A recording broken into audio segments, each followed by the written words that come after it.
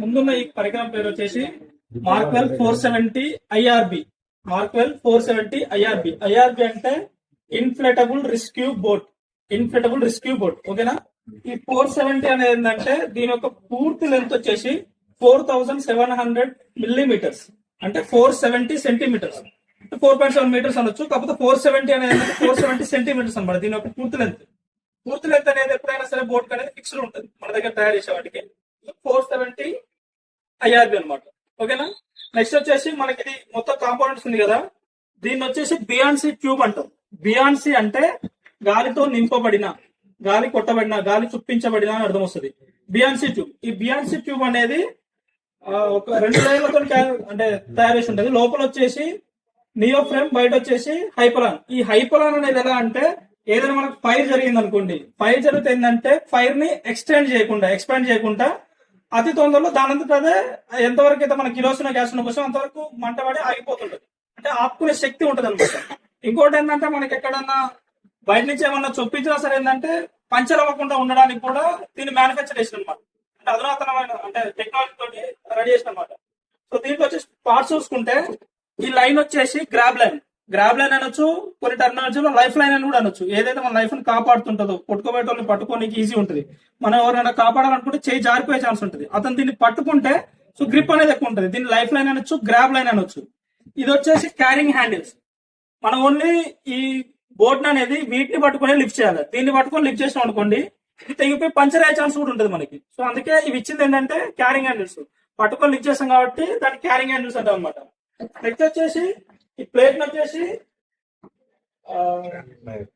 Diaphragm అంటారు. Diaphragm కొంతమంది ఏంటంటే ఓబిఎం అంటారు. ఓబిఎం ఫిట్ చేస్తాం కాబట్టి ఓబిఎం ప్లేట్ అంటారు. ఓబిఎం ప్లేట్ కాదు, డయాఫ్రమ్. దీనికి ఏం చేస్తామంటే ఓబిఎం అంటే అవుట్ బోర్డ్ మిషన్ అనేది ఫిట్ చేస్తాం. అవుట్ బోర్డ్ మోటార్ ని ఫిట్ చేస్తాం అనమాట. సో మనకి ట్యూబ్ లోనికి గాలి ఎక్కించడానికి 2 ఎక్విప్మెంట్స్ ఇచ్చిన మనకి.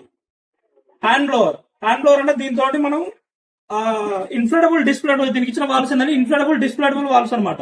ఇన్ఫ్లేటబుల్ అంటే గాలి చొప్పించడానికి వీలుగా ఉంటుంది అనమాట. మనకు అనుకూలంగా ఏంటంటే క్లాక్ వైజ్ డైరెక్షన్ తిప్పితే క్లోజ్ అయిపోతుంటది. యాంటీ క్లాక్ వైజ్ డైరెక్షన్ తిప్పితే వాల్వ్ అనేది ఆ లోపల ఉన్న గాలి బయటకు వస్తుంటది. ఈ హ్యాండ్ బ్లోవర్ ఉపయోగించి మనం ఒక 80% వరకు గాలి నింపొచ్చు. దీంట్లో 80% నింపిన తర్వాత ఈ ఫుట్ పంప్ ఉంది కదా, ఈ ఫుట్ పంప్ ఉపయోగించి మనం గాలిని మళ్ళీ ఆ ఫుట్ తోని ఎక్కించవచ్చు అనమాట. ఎందుకు ఈ ఫుట్ పంప్ వాడాలంటే దీనికి ఏంటంటే వాల్వ్ అనేది ఓపెనింగ్ క్లోజింగ్ ఇది ఆటోమేటిక్ అయిపోతుంటది. ఎప్పుడైతే మనం ఆ వాల్వ్ పెట్టిన తర్వాత ఆటోమేటిక్ లాక్ అయిపోతుంటది. మన గాలి బయటికి రాదు. గాలి బయటికి రావడం ఏంటంటే మనం దీని నుంచి కొడుతుంటాం అనమాట.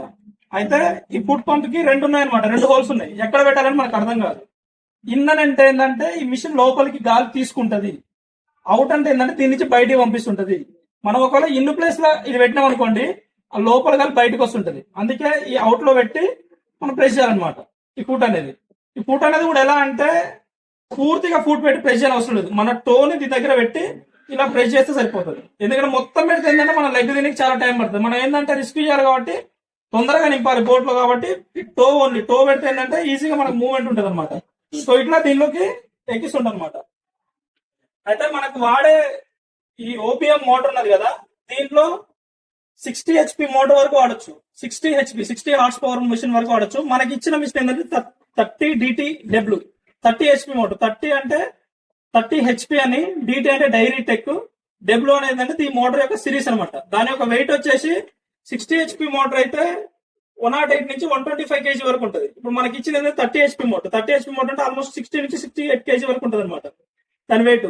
అయితే ఈ బోట్ అనేది టోటల్ వెయిట్ 1268 kg వరకు బేర్ చేయగలుగుతుంది. దీని వెయిట్ 1260 kg వెయిట్. అంటే మోటార్ వెయిట్, నెక్స్ట్ మన ఎక్విప్మెంట్ వెయిట్, ఈ టూల్ కిట్ వెయిట్ మొత్తం మన ఇప్పుడు దీంట్లో ఏంటంటే అన్ని వెయిట్లు పోగా ఒక 10 మెంబర్స్ మనం మాక్సిమం 10 మెంబర్స్ దీంట్లో కూర్చోనికి వీలు అవుతుంది అనమాట. 10 మెంబర్స్ క్యారీ చేసుకుంటూ వెళ్తుంది ఇది.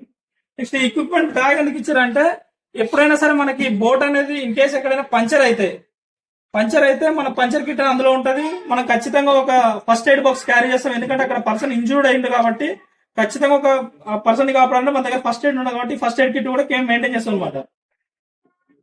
నెక్స్ట్ ఈ బియాన్సీ ట్యూబ్ ఉంది కదా, ఈ బియాన్సీ ట్యూబ్ అనేది 5 ఇండివిజువల్ కంపార్ట్మెంట్స్ ఉంటాయి. 5 ఇండివిజువల్ ఈక్వల్. ఓకేనా, 5 ఇండివిజువల్ ఈక్వల్ ఉంటుంది. ఎందుకంటే ఈక్వల్ అంటే ప్రతి ఒక్క దాంట్లో ఈక్వల్ అమౌంట్స్ ఆఫ్ ఎయిర్ నింపుతాం. 5 ఇండివిజువల్ ఈక్వల్ అమౌంట్, అది గుర్తుంచుకోండి. 5 ఇండివిజువల్ అంటే ఏంటంటే మనకు 5 కంపార్ట్మెంట్స్ ఉంటాయి తెలుసు కదా మనకు.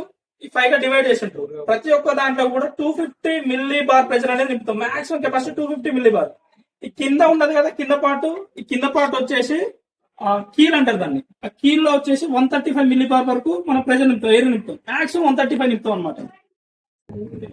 ఈ సైడ్ కి ఒక పట్టీ ఉంది కదా, ఈ సైడ్ పట్టీ అనేది ఏంటంటే నియోఫ్రేమ్ రబ్బర్ స్ట్రాప్ అంటారు దాన్ని. నియోఫ్రేమ్ రబ్బర్ స్ట్రైక్. నియోఫ్రేమ్ రబ్బర్ స్ట్రైక్ అంటే దాని యొక్క ప్రత్యేకత ఏంటంటే ఎప్పుడైనా సరే మనం బోటింగ్ చేసినప్పుడు ఏంటంటే ఎక్కడన్నా బండరాలకు గుద్దుకుంటే ఆ నియోఫ్రేమ్ అండ్ రబ్బర్ స్ట్రాప్ అనేది ఏంటంటే ఒక బౌన్స్ లెక్క పనిచేస్తున్నట్టు, ఒక సింథటిక్ లేయర్ లెక్క పనిచేస్తుంటది. ఎప్పుడైతే మనం గుద్దుకుంటుందో దానికి ఎమ్మటే బౌన్స్ అనేది అవుతుంటది. సో దానికోసం అనేది ఇచ్చిన ఇంకోటి ఏంటంటే ఆ కొండచెరి యొక్క భాగాన్ని కుచ్చుకోకుండా కూడా అది కాపాడుతుంటది అనమాట. ఓకేనా. ఈ కింద బాటం ప్లేట్ వచ్చేసి అల్యూమినియం ప్లేట్స్ ఇచ్చారు మనకి. ఈ అల్యూమినియం ప్లేట్స్ ఏంటంటే ఎక్కువ మన్నిక ఉంటది, దృఢంగా ఉంటది కాబట్టి ఈ 6 ప్లేట్స్ అనేది ఇచ్చారు. ఇందులో 5 అనేది అల్యూమినియం ప్లేట్స్, ఒకటి మెరైన్ ప్లైవుడ్ తో చేసి ఉంటుంది. బో అనేది ఆ మెరైన్ ప్లైవుడ్ ఉంటది. ఆ మెరైన్ ప్లైవుడ్ తో చేసిన దాన్ని ముందు పెట్టేస్తారు. నెక్స్ట్ ఇక్కడ మనకు డయాఫ్రామ్ అనేది కూడా ఆ చెక్కతోనే చేసారు, మెరైన్ ప్లైవుడ్ తో చేసి ఉంటది. అది మెరైన్ ప్లైవుడ్ ఏంటంటే గట్టిగా ఉంటది, తేలికగా ఉంటది. తేలిక ఉండడం వల్లనే దాన్ని ఇక్కడ పెట్టారు. మనం ఎప్పుడైనా రిస్క్ చేసినప్పుడు ఏంటంటే వీలైనంత తక్కువ వెయిట్ అనేది మనం క్యారీ చేయాలి. సో అందుకని ఇది పెట్టిరు. ఈ బాటమ్ అల్యూమినియం ప్లేట్స్ ఎలా ఫిట్ చేస్తామంటే ఫస్ట్ బో సైడ్ ఫిట్ చేస్తాము. బో అంటే టో సైడ్ ఫిట్ చేస్తాము. తర్వాత బో సైడ్ ఫిట్ చేసుకున్న తర్వాత అటు ఒక 2 ప్లేట్లు ఒక 2 ప్లేట్లు చేసుకుందా ఇట్లా వీ షేప్ వచ్చిన తర్వాత మనం దాని అడ్జస్ట్మెంట్ బట్టి ప్రెస్ చేస్తే ఆటోమేటిక్ సెట్ అయిపోతాయి అనమాట. సో ఈ సెట్ అయిన తర్వాత మళ్ళీ పక్కవ జరగడానికి ఛాన్స్ ఉంటుంది కదా. పక్కవ జరగడానికి ఛాన్స్ ఉండకుండా ఏం చేస్తామంటే మనం కాలమ్స్ అనేది ఇచ్చినాం, 4 కాలమ్స్ ఇచ్చినాం. ఈ 4 కాలమ్స్ ఏంటంటే 2 ఫ్రేమ్లకు ఒకటి 2 ఫ్రేమ్లకు ఒకటి అటాచ్ చేస్తుంటాం. వాటి కాలమ్స్ అని ఎందుకంటే మనకు రో అంటే అడ్డం అని అర్థం. ఇవి నిలువుగా పెట్టినాం కాబట్టి కాలమ్స్ అని అంటాం అనమాట. ఆ కాలం ప్లేట్స్ ఉంటాయి. ఈ కాలం ప్లేట్స్ ఏంటంటే రెండింటికి ఒకటి అడ్జస్ట్ చేసి ఏంటంటే సైడ్ పోకుండా ఉంటాయి అనమాట. దీనికి 2 డ్రై హోల్స్ ఉన్నాయి. ఈ డ్రై హోల్స్ ఎందుకంటే ఎప్పుడైనా దీంట్లో వాటర్ ఏమన్నా మనం ఎవరైనా లిఫ్ట్ చేసినప్పుడు వాటర్ పడితే ఆ వాటర్ అందులోనే వెళ్ళిపోయేటట్టు అన్న వాటర్ లోపలికి రావచ్చు అనే డౌట్ కూడా వచ్చింటది. మనకి ఇచ్చిన కింద కీల్ బాగా ఉంది కదా, ఆ కీల్కి ఎలా ఉంటది అంటే వి షేప్ లో ఉంటది అనమాట. ఆ ట్యూబ్ అనేది వి షేప్ లో ఉన్నప్పుడు ఏంటంటే ముందట భాగం ఎక్కువ ఉంటది, ఆ ట్యూబ్ అనేది వెనకాల వస్తుంటే ఇలా వస్తుంటది. ఇలా వస్తుంటే ఏంటంటే ముందట ఎయిర్ ఎక్కువ ఉంది కాబట్టి పడవ అనేది ఇలా ఉంటది. ఇలా ఉన్నప్పుడు మనకు పడవ లేసి ఉంటది కాబట్టి ఆ పడవ ముందర భాగం పైకి ఉంటది, బాగుంటది కాబట్టి వెనక్కే వాటర్ వస్తుంది. వెనక్కి వచ్చినప్పుడు ఆ డ్రై హోల్స్ లోకి వెళ్ళిపోతుంటది.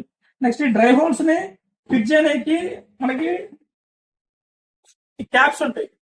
వీటి 4 క్యాప్స్ అనొద్దు, డ్రై ప్లగ్స్ అన్నారు. డ్రై ప్లగ్స్ ఎప్పుడైతే వాటర్ మొత్తం అయిపోయిన తర్వాత మనం వీటిని ఫిక్స్ చేసుకుంటాం. వీటి డ్రై క్యాప్స్ అనొద్దు, డ్రై ప్లగ్స్ అన్నది ఉంటుందని మనకు డౌట్ వచ్చింది కదా. లోపల బ్లాక్ కలర్ ఎలా ఉంటది అంటే సేమ్ ఇదే. ఇప్పుడు మనకి టూల్ కిట్ ఉంది బ్యాగ్, సేమ్ బయట ఇదే ఉంటది, లోపల అనేది బ్లాక్ ఉంటది అనమాట. ఇది వచ్చేసి పాలిస్టర్ ఫ్యాబ్రిక్ తో తయారు చేసిన లోపలిది. పాలిస్టర్ ఫ్యాబ్రిక్ నియో ఫ్రేమ్ అంటే సింథటిక్. నియో ఫ్రేమ్ అంటే లైక్ బట్ సింథటిక్ అనమాట. ఏదైతే ఒక కుచ్చుకున్నా సరే దాని ఆల్మోస్ట్ ఎక్కువ ఇరుకోలేకుండా క్లోజ్ చేస్తుంటది అనమాట సింథటిక్ వల్ల. సో అది దాని యొక్క లక్షణం అనమాట. లోపల పార్ట్ ఇలా బ్లాక్ ఉంటది, సేమ్ ఇదే ట్యూబ్ లో దీనికి ఇచ్చింది. బయట వచ్చేసి హైపలాన్ కోటింగ్ ఉంటది అనమాట. ఈ హైపలాన్ కోటింగ్ ఏంటంటే మెయిన్ మనకు ప్రొటెక్షన్ ఇవ్వడానికి. నెక్స్ట్ ఏంటంటే ఏదైనా మండిన వస్తువు పడ్డా సరే దాన్ని ఎక్కువ ఎక్స్పాండ్ చేయకుండా అంతతోటి క్లోజ్ చేయడానికి యూజ్ అవుతుంది అనమాట హైపలాన్ అనేది. అది కెమికల్ కాంపౌండ్, కెమికల్ సబ్స్టెన్స్. ఇది హ్యాండ్ లో ఉంది కదా, హ్యాండ్ లో ఉన్నప్పుడు ఈ ముందటి పార్ట్ ఉంది కదా, ఈ ముందటి పార్ట్ అనేది ఎప్పుడైనా మనం గాలి కుట్టడానికి వాడుతుంటాం. ఇది నెక్స్ట్ ఎప్పుడైనా గాలి అందులో పూర్తి గాలి తీయాలంటే ఇది ఇక్కడ ఫిట్ చేసుకోవాలి. వాక్యూమ్, ఇది వాక్యూమ్ లో కూడా పనిచేస్తుంది. ఇలా పెట్టుకుంటే ఏదైనా ముంపు బయట పంపిస్తుంది. లోపల ఉన్న ఎయిర్ తీయడానికి దీన్ని వాడుతుంటాం. దీన్ని 2 విధాలుగా వాడుకోవచ్చు అనమాట. అదే మన ఫుట్ పంప్ అయితే దీన్ని కూడా 2 విధాలుగా వాడుకోవచ్చు. ఇప్పుడు ఎక్కడ అవుట్ లో పెట్టామనుకో గాలి ఎక్కుతుంది, ఇంట్లో పెట్టామనుకో గాలి తీస్తారు. ఇప్పుడు మనం మొత్తం క్లోజ్ చేయాలన్నప్పుడు మొత్తం లోపల ఎయిర్ ఉండకూడదు అన్నప్పుడు ఈ వాక్యూమ్ తీసుకోవచ్చు, లేదంటే దీన్ని ఉపయోగించి తీసుకోవచ్చు. దీంతో అయితే కొంచెం స్పీడ్ అవుతుంటుంది. ఇప్పుడు దీన్ని ఉపయోగించి మనం 100% ఎయిర్ అనేది దీనికి ఎక్కించలేం. ఒక 60 to 80% వరకు ఎయిర్ మాత్రం ఎక్కించగలుగుతాం. ఎందుకంటే మనకి అది లాకింగ్ లేదు కదా. దీనికైతే ఏంటంటే లాకింగ్ ఉంది, డిఫ్లేటబుల్ వాల్ లాక్ ఉంటుంది. ఓపెన్ చేసినప్పుడు ఏంటంటే లాక్ ఓపెన్ అవుతుంది, గాలి ఎక్కుతుంది. మళ్ళీ క్లోజ్ చేసినప్పుడు ఏంటంటే ఆ వాల్ ఆటోమేటిక్ క్లోజ్ అయిపోతుంది. క్లోజ్ అయిపోయినప్పుడు మనకు అందులో ఎయిర్ బయటికి రానికి ఆస్కారం లేదనమాట. సో దానికి ఈ రెండింటి ఒక డిఫరెన్స్ అది. నెక్స్ట్ వచ్చేసి దీనికి